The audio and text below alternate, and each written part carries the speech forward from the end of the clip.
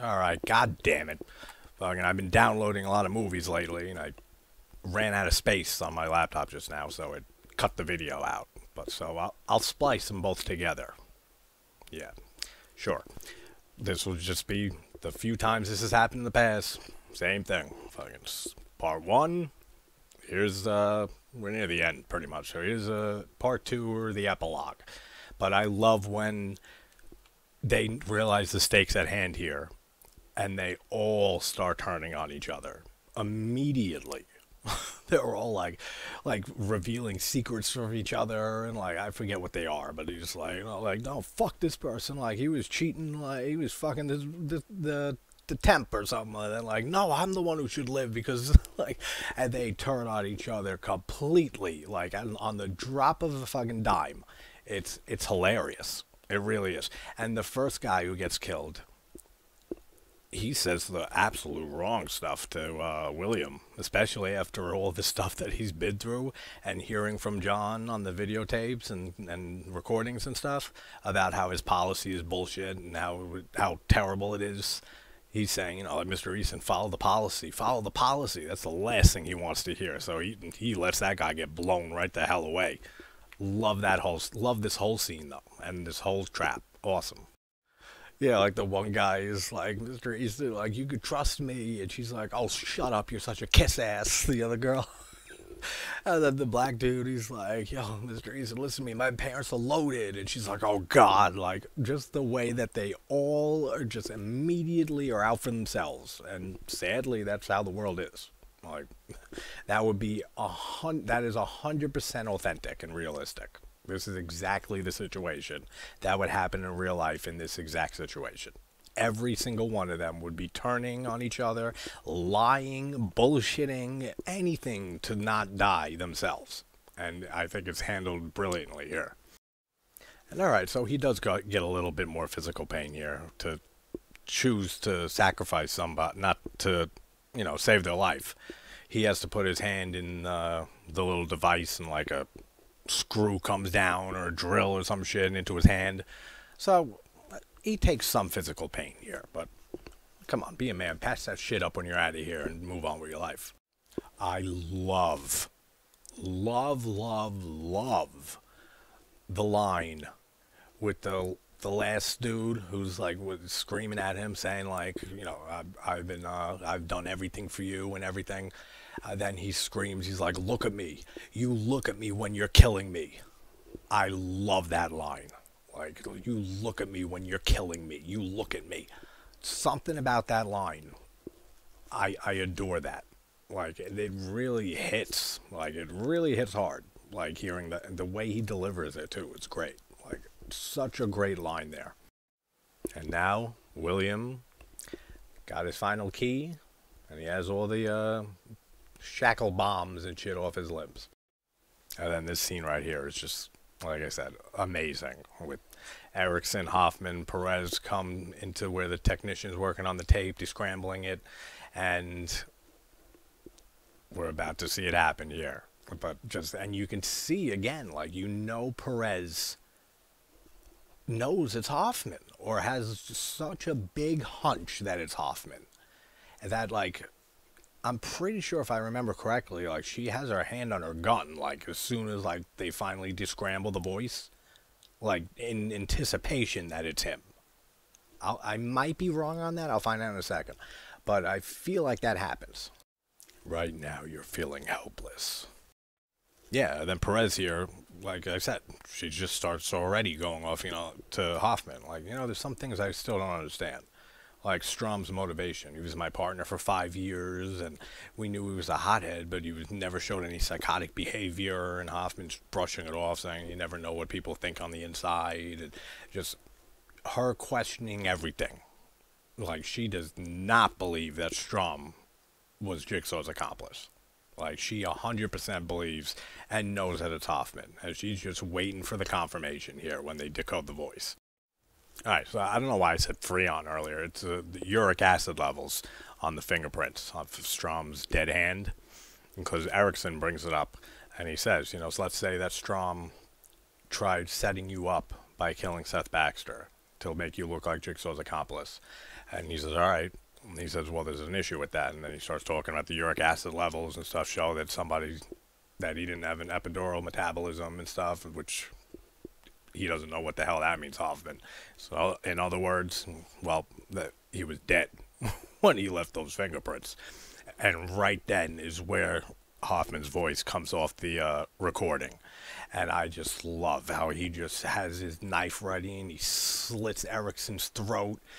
And then he just goes after Perez. I love it. Oh, it's such a great scene, man. Like, it really is. It's, like I said, one of my favorite scenes also in this franchise. So two of my favorite scenes in the whole series is in this movie.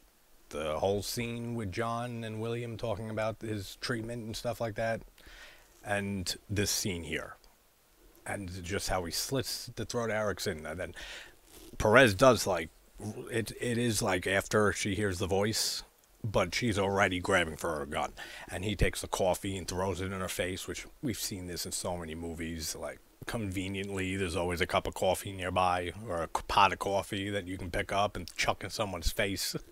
And then he grabs the technician and like uses her as a human shield as Perez like fires rounds into her and kills her. Then he just goes up and starts stabbing the shit out of Perez, and he starts saying like, who else knows about me? And like, who the fuck else knows about me? And she's like, everyone. And he's like, you lie, you fucking lie. Like, all of that. It's fucking brilliant, man. I love this scene so much. Hoffman's just been driving around with Strom's severed hand in his trunk.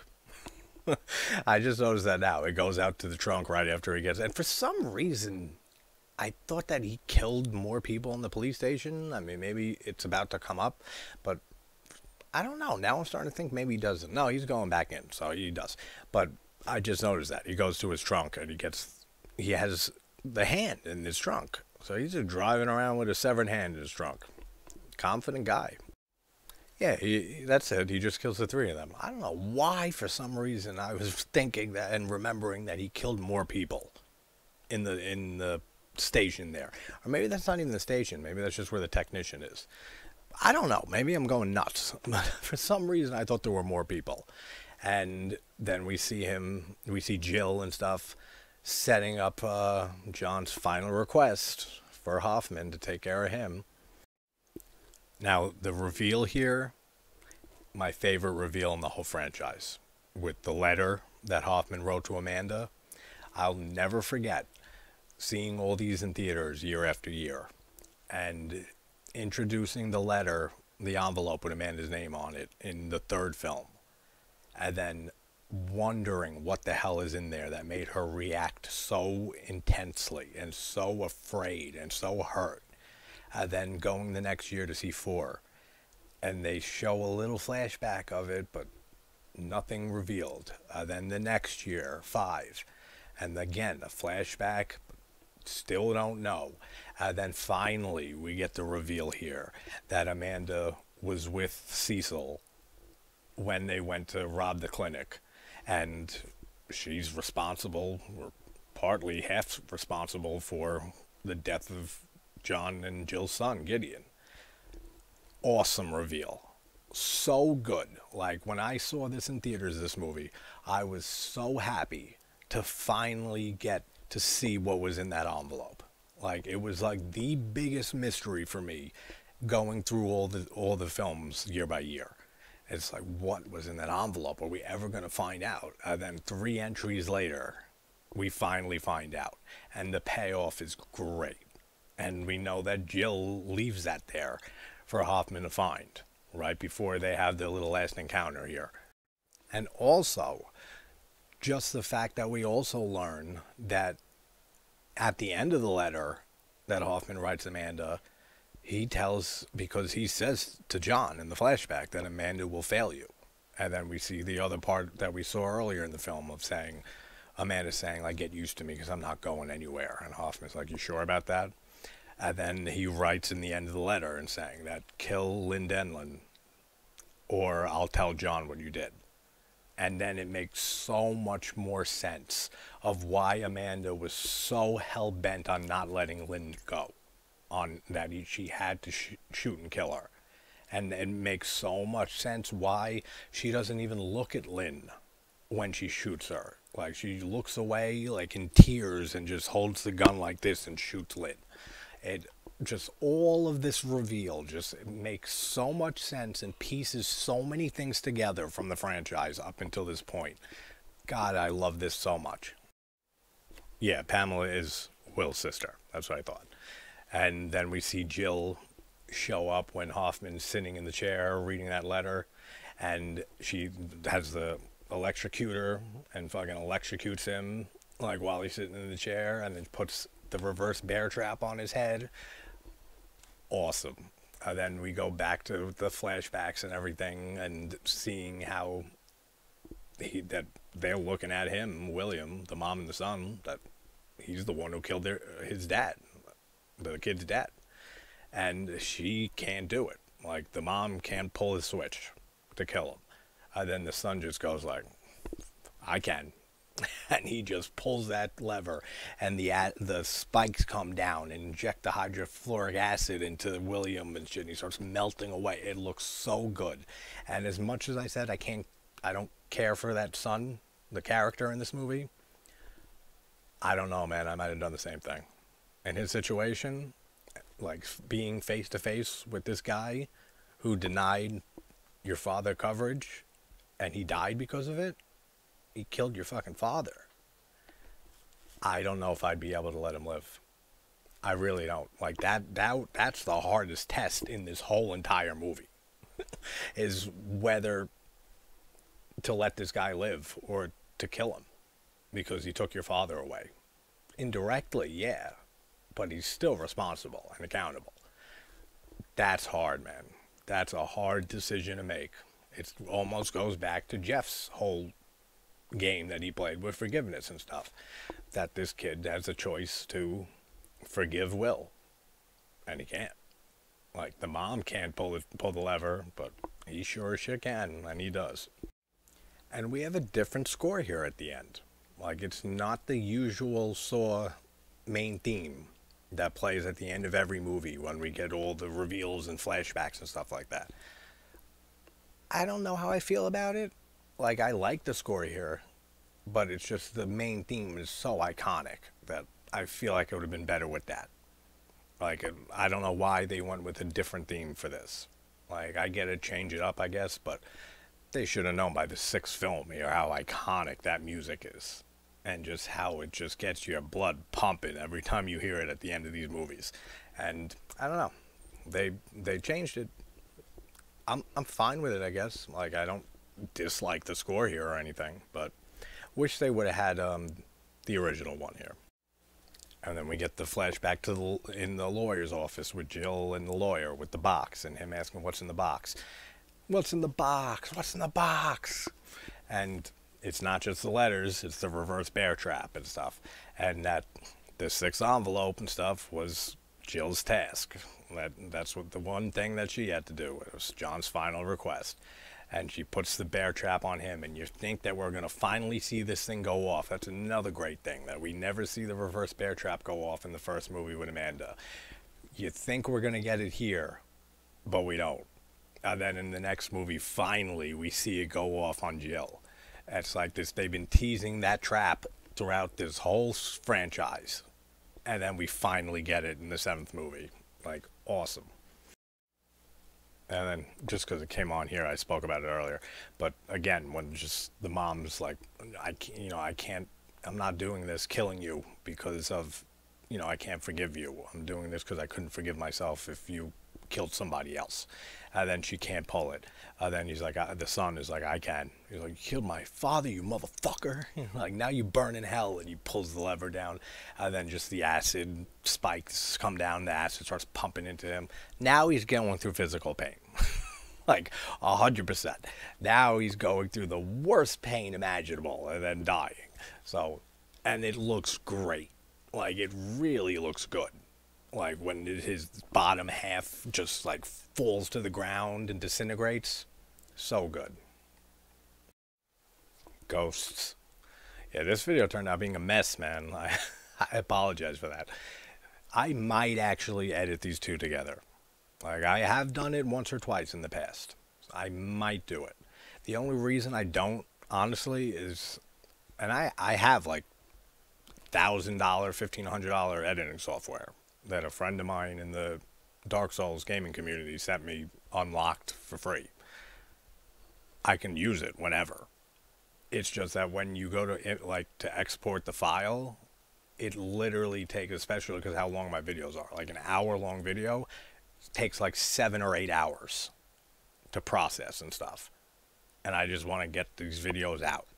So waiting fucking 7 hours or so just to edit 15 minutes onto the end of the other video, I don't know. I might do it. Probably not. Like, for those who know me by now, you know the answer is no. Like, it's not happening. But maybe. But then we just get the just such another great ending, man. Just like the last movie with Hoffman with the bear trap, and he's trying to like undo it and stuff like that. Then he just smashes the window on the door with the. I mean, it's a little convenient that there's the bars there and they're the perfect distance apart so that it doesn't rip his fucking head in half. I mean, whatever. It's still so cool. As he smashes his head in and then it goes off and just sticks on the bars and he doesn't get killed. And then he rips it off of him. And then I love all the little flashbacks taking place, and they just show all the times that someone has slammed a door. Like in this movie, John in the first movie, Amanda in the second one, and Hoffman in one of them. You just see a bunch of doors being slammed. Then you see Hoffman's face, and the skin is just torn, and his mouth is just fucked. It looks so good. Like, I think this movie has like the best gore effects and stuff in the franchise too. Like, it's really, really good looking. Between, like, I mean, there's not much of it, but between the acid kill with William and his body falling apart in half, and Hoffman's, the way his face looks at the end, and even Erickson when he gets his throat slit and then he's laying on the ground and the blood spurting out of his neck and stuff, looks awesome too. Like, might have the best score effects in the franchise for me. But upon this rewatch, still my favorite in the franchise. Like, has not changed. Like, this is my favorite Saw film. It is just amazing from beginning to end. Despite all the shit that I nitpick, like always, I adore this movie. Like, if I have to rank them, because I'm pretty much done, I just have 7 and Jigsaw and Spiral, which are pretty much all at the bottom. 6, then 4, then 3, then the original. 2, 5, or 7. I gotta wait till I rewatch 7 next to see if that gets the edge over 5. So it would be 5 and 7, or 7 then 5, then Jigsaw and Spiral. But I love this entire franchise. But I gotta finish this series up, because as much as I adore this whole series, and it's the favorite franchise of mine in horror, I love Lucio Fulci more. And I gotta start with that theme for the month, and I gotta start covering more Fulci, and I cannot wait to. So that's Saw 6. Again, apologies for the technical difficulties, or I should say the supernatural difficulties. These fucking ghosts, man, they just won't leave me alone. They won't stop messing with my technology. My technology. Stay away from it, bitch. I don't like when Casper, the technology unfriendly ghost, messes with my videos. So, yeah, amazing movie. My favorite in the franchise.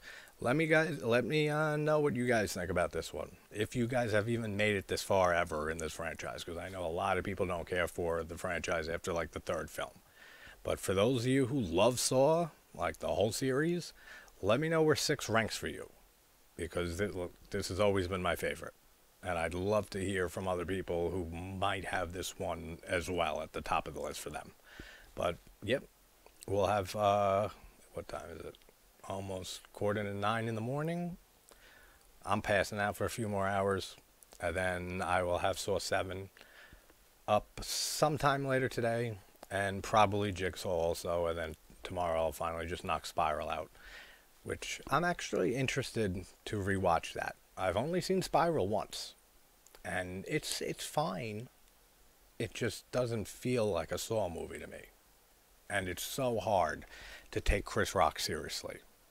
Like, it really is. And a lot of you know how big into stand-up comedy I am my whole life. Like, I listen to stand-up almost every day. And I love Chris Rock's, like, first stand-up, Bring the Pain. His first HBO special is one of my favorite stand-up sets of all time.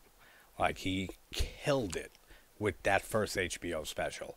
And so I've always loved Chris Rock stand-up. So it's so hard for me to take him seriously as, like, a serious police officer in Spiral. And I just can't stand what they did with the voice in that movie. Like, that's not Jigsaw's fucking voice. And I get it, it's like a soft reboot slash kind of sequel. But they made the voice so weird. Like, it sounds like a woman almost, but like not. Like, it just sounds terrible. I don't like that voice at all. But I don't remember really any of it.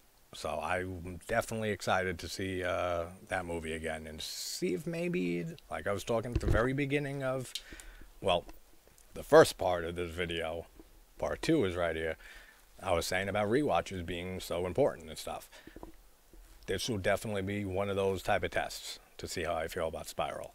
But, alright guys, wherever you're from, hope you're having a great morning, afternoon, or night, and I will talk to you guys soon, and I'll have Source 7 up later today. And take care of yourselves. Bye-bye.